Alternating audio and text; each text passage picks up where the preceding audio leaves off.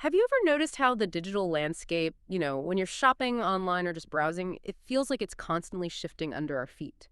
We often talk about the convenience, sure, but rarely about the underlying mechanics, specifically the rising costs for businesses trying to reach us. Today, we're diving deep into this stack of fascinating research you sent over.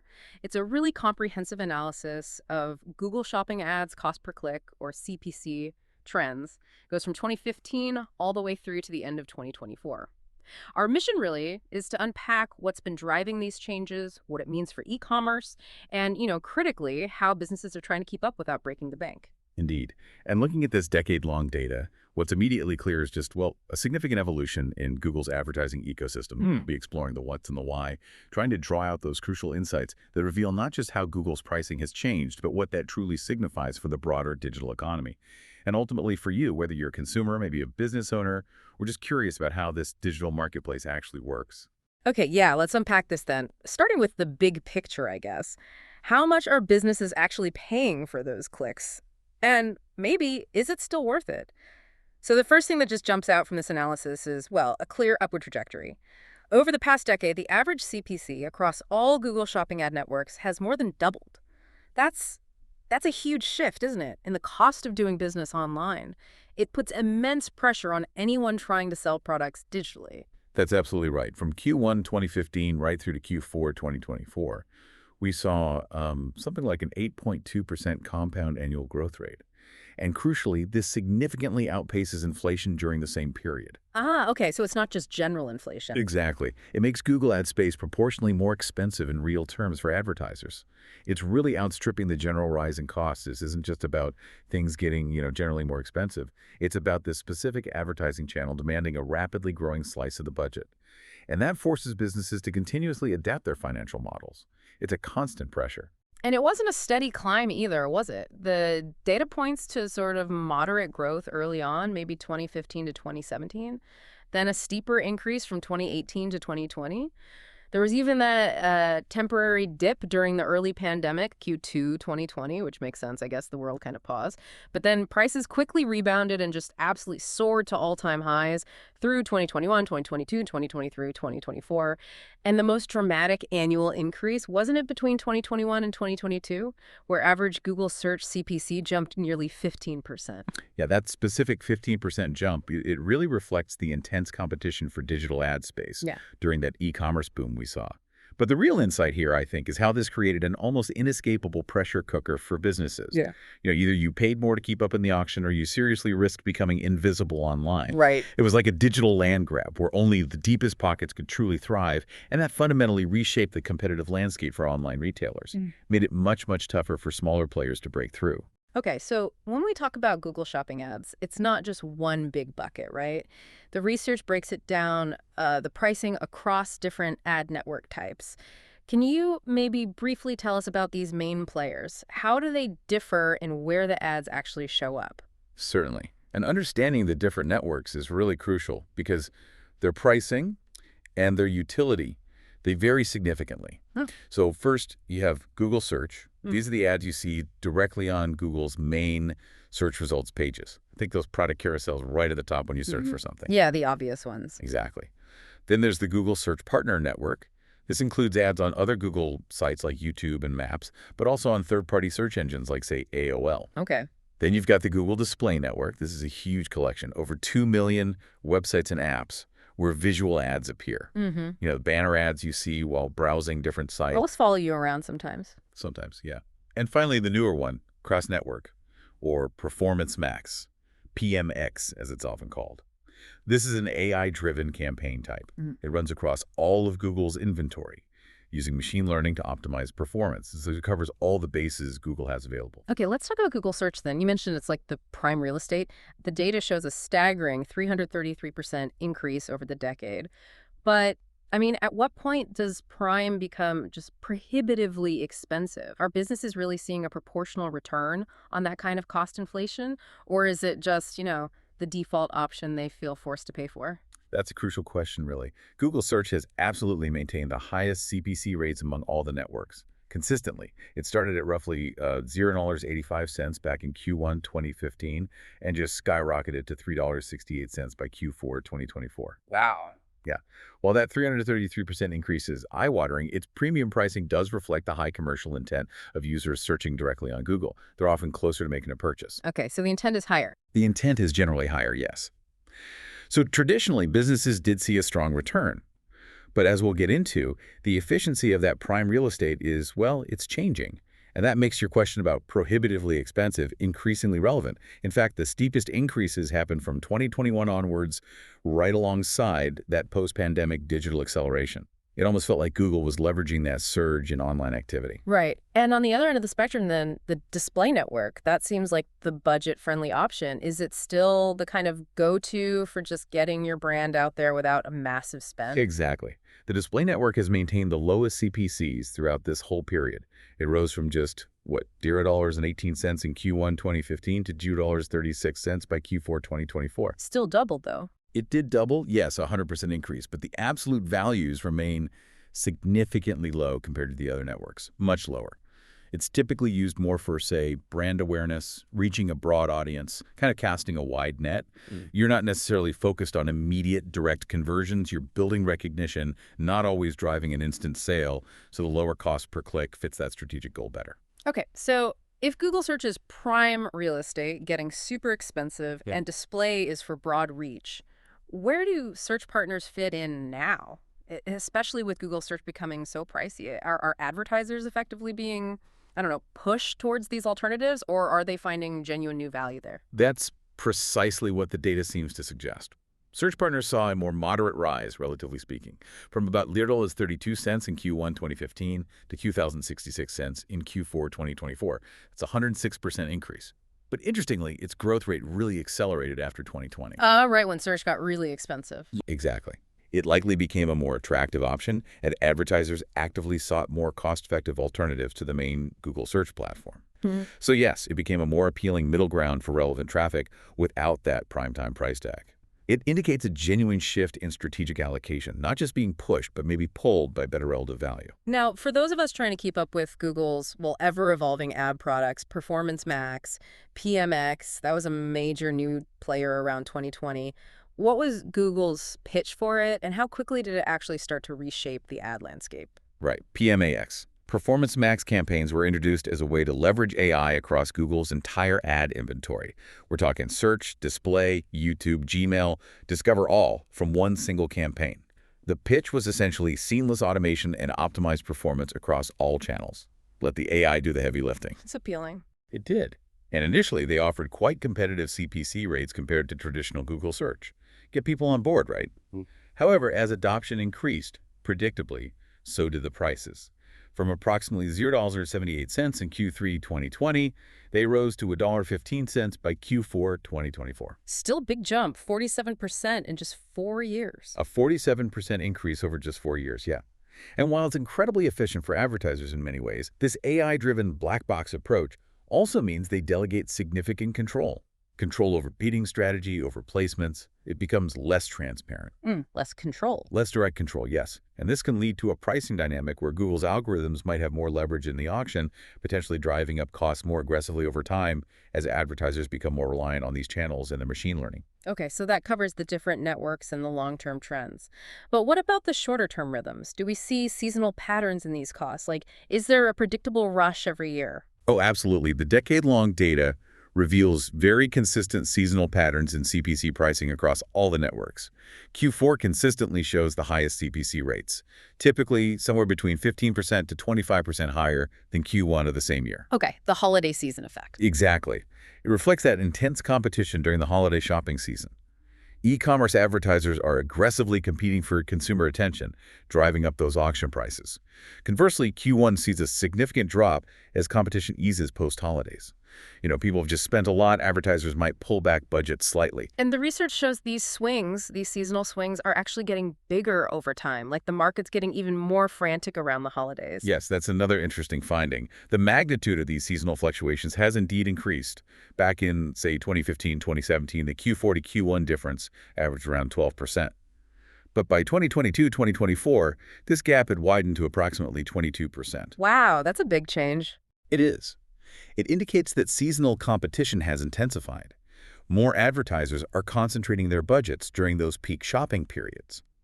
For businesses, this really means that accurate forecasting and having flexible budgeting are no longer just optional. They're absolutely critical. You survive those peaks and valleys. Exactly. To navigate these increasingly volatile swings and ensure you can actually afford to compete when it matters most. Or maybe strategically pull back when costs just get too prohibitive. We're also seeing increasing overall volatility, too. Quarter-to-quarter CPC changes regularly exceeding 15% in recent years. It makes the market more dynamic, definitely less predictable for advertisers. Okay, so prices are going up across the board, sometimes dramatically, and the seasonal swings are getting wilder. But are businesses getting more bang for their buck? What about click-through rates, CTRs? Are more people actually clicking on these more expensive ads? Or is it becoming a case of, well, diminishing returns? This raises a really important question, and it's where the efficiency challenge truly surfaces. Yeah. While those CPC rates have shown that clear upward trend, click-through rates, the CTRs, they have not demonstrated a corresponding improvement. Not really. Yeah. Back in 2015, the average CTR across all networks was about 1.2%. In 2024, it was 1.5%. That's not a big jump. It's a modest 25% improvement in CTR over nearly a decade. And that stands in stark contrast to the more than 100% increase in average CPC during the same period. Right. So, yes, to answer your question, you're paying significantly more for the click, but the likelihood of someone clicking hasn't grown proportionally at all. So you're saying advertisers are paying significantly more, often double or more, for clicks, but not seeing a proportional increase in how many people actually click? That sounds exactly like running faster just to stay in the same place, or maybe even falling behind. Precisely. That's a good way to put it. The analysis introduces a critical metric to clarify this: the efficiency ratio. This ratio directly compares the CTR advantage of one advertising channel, say Google Search, to its cost premium over another, like search partners. And when we look specifically at Google Search versus search partners using this ratio, we see a really crucial shift over the decade. The efficiency ratio for Google Search steadily declined. It went from 1.27 in 2015 down to 0.83 in 2024. Okay, declining. And then a pivotal moment happened, right? That ratio crossed below 1.0 around 2021. What's the aha moment here? What does that fundamentally tell us about the value of those expensive Google search ads now? This is the key aha moment for advertisers, really. Prior to 2021, when that ratio was above 1.0, the premium price you paid for Google Search was generally justified by proportionally higher performance. Okay, so it costs more, but it worked better enough to make it worth it. Exactly. The higher cost was offset by a significantly better click-through rate, making it a solid investment. However, post-2021, when that ratio dipped below 1.0, the value equation fundamentally flipped. Cost increases for Google Search started outpacing its performance advantages compared to alternatives like search partners. Right. This signifies that for many businesses, the cost of a click on Google Search might no longer be delivering the same proportional return in engagement that it once did. And this should really prompt advertisers to fundamentally revisit their channel allocation strategies. They need to seriously explore alternatives because the relative value proposition of pure Google Search has diminished. Okay, that's a huge shift in thinking. So what's causing all this? These price increases, the shift in efficiency. What are the big market forces at play behind Google's digital advertising ecosystem that create this kind of, well, treadmill for businesses? Yeah, treadmill is a good word for it. Yeah. Several key factors have contributed to this environment. First, just increased advertiser competition. Simple supply and demand. The sheer number of businesses using Google Shopping ads has grown substantially, especially with that e-commerce boom during the pandemic. More bidders in the auction naturally drive up prices for ad placements. Makes sense. More people want the same thing. Exactly. Second, there's market maturity.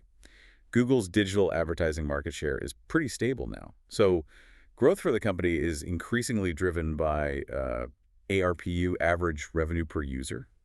Essentially how much revenue they can extract from each existing advertiser, rather than just adding loads of new users. And that structure incentivizes Google to increase prices for the advertisers they already have. Okay, get more from the existing base. Right. Third, that shift to automation we talked about, like Performance Max. These campaigns use machine learning to optimize bids. While that's incredibly efficient for advertisers who want to simplify things, it also means they have less direct, granular control over their maximum CPCs and whether ads even appear. This can potentially enable more aggressive price optimization by Google itself, as their algorithms have more leeway in the auction dynamics. A bit of a black box It situation. can feel that way sometimes, yes. Fourth, there's reduced organic visibility.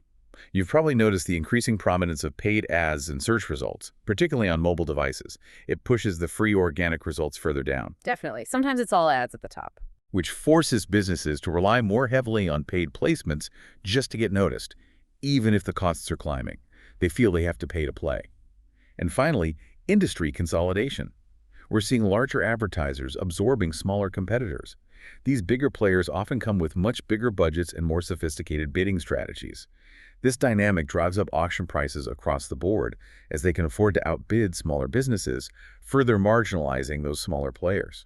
And these aren't isolated factors, are they? I think the report talks about a self-reinforcing cycle. It almost sounds like Google is saying, hey, thanks for improving your ads and landing pages. You just justified our next price hike. A bit of a punishing treadmill for advertisers, wouldn't you say? Exactly. That's a perfect analogy. These factors absolutely don't operate in a vacuum. They create this self-reinforcing cycle you mentioned. As CPCs increase, advertisers must improve their conversion rates to maintain their return on investment, their ROI. They have no choice, really. Right, you have to make each click count more. Precisely. This leads to better targeting, more optimized ad creatives, higher quality landing pages. All good things, in theory. But this, in turn, improves their quality score and ad relevance in Google's eyes. And while this is good for advertisers, in some ways they're getting better at converting traffic, it also justifies further CPC increases for Google, because the perceived value of each click has risen. Ah, I see. So your own improvements fuel the next price increase. It's a dynamic where efficiency improvements by advertisers can inadvertently contribute to the upward pressure on costs. Yeah. It makes it harder and harder to escape that cycle. Wow. Okay, so if you're an advertiser listening right now, whether you're running a small business trying to get off the ground or managing a large enterprise budget, how do you adapt? How do you navigate this increasingly expensive environment? What does the research recommend to keep pace and ideally avoid being squeezed out? Yeah, that's the million-dollar question, isn't it? The persistent upward trend really necessitates some strategic adjustments. It's not business as usual anymore. First, channel diversification. We touched on this. As the efficiency ratio for pure Google search declines, advertisers should be increasingly experimenting with alternative channels. Look seriously at search partners. Use the display network strategically, especially for brand awareness, and particularly get smart with performance max campaigns, understanding their nuances. Don't put all your eggs in that one increasingly expensive Google search basket. Spread the risk, spread the budget. Essentially, yes. Second, seasonal budget optimization. That widening gap between peak Q4 costs and off-peak CPCs suggests there's significant value in strategically shifting budget. Move funds to lower-cost periods for non-seasonal products if you can. You can potentially get way more impressions and clicks for the same budget outside the holiday rush, maximizing your reach when competition is lower. Be counter-cyclical, maybe. Could be part of it. Third, and this is absolutely critical, conversion rate optimization, CRO. With CPCs rising much faster than CTRs, improving your post-click conversion rates becomes paramount to maintaining ROI. Investment in landing page optimization, user experience improvements, refining the checkout flow, anything that makes it more likely a visitor converts after clicking that expensive ad. This is how you make every single click truly count. Turning more browsers into buyers is key. Make the clicks you do pay for work harder. Exactly. Fourth, strategic bidding. Move away from uniform bidding if you're doing that. Advertisers really should adopt more sophisticated approaches. Allocate higher bids specifically to your high-margin products or to customer segments have a higher lifetime value. You bid more aggressively for what truly drives your bottom line, not just for any click that comes along. Bit granular with bidding. Very granular. And finally, quality score focus. As those auction prices increase, actively working to improve your quality score becomes even more important. Remember, that's Google's internal metric for ad relevance, expected click-through rate, and landing page experience. A higher quality score can actually lead to discount factors on your actual CPCs. Oh, right. So you can pay less than your max bid? Potentially, yes. Yeah. Essentially, a higher quality score can give you more bang for your buck, making your bids more competitive without necessarily increasing your budget. Efficiency becomes a key lever here. What a journey through these numbers. It's crystal clear that Google Shopping ads have become significantly more expensive over the last decade. CPCs more than doubling, easily outstripping any improvements in click-through rates, and that efficiency equation, as you called it, has fundamentally shifted, especially for pure Google search campaigns. It really prompts a radical reevaluation, doesn't it, for how businesses invest their ad dollars to avoid those diminishing returns we talked about. Indeed, it does. And the outlook realistically suggests continued CBC increases, especially on those high commercial intent placements like Google Search. It's unlikely to reverse. Success going forward will increasingly depend on implementing these kinds of sophisticated strategies in your channel mix, in your conversion optimization efforts, and in your bidding just to maintain a competitive advantage in this incredibly dynamic digital landscape. It's really no longer enough to just be there on Google. You have to be smart, you have to be adaptable, and frankly, ruthlessly efficient about where and how you spend every single advertising dollar. Hmm. And this raises a really important final question, I think, for you listening. Whether you're a business owner, maybe a marketing professional, or just a curious consumer watching all this happen, as digital advertising becomes ever more sophisticated and costly, and that prime digital real estate gets harder and harder to afford, how will smaller businesses continue to compete and innovate? And maybe more broadly, what does this mean for the diversity of products and services we actually see online if only the biggest players with the deepest pockets can truly dominate the top of the search results? Something to think about.